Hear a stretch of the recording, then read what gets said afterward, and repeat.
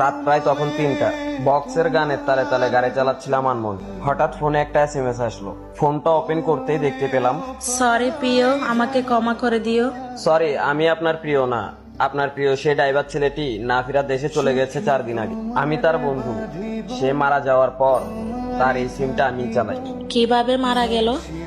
সে বেশ কিছুদিন আনমনা ছিল, কারো সাথে কথা বলতো না, খেত না, কেমন একটা মন মরা হয়েছিল। কি হয়েছে সেটা জিজ্ঞেস করলে কিছু বলতো না। গত 4 দিন আগে গাড়ি নিয়ে রংপুর গিয়েছিল। সে ড্রাইভিং করলেও তার মনটা গাড়ির প্রতি ছিল না।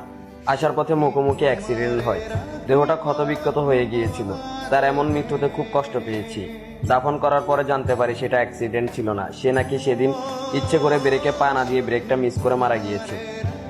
তবে শুনেছিলাম সে কেউ একজনকে ভালোবেসেছিল তার নিজের থেকেও বেশি। সে নাকি তাকে ঠকিয়েছে।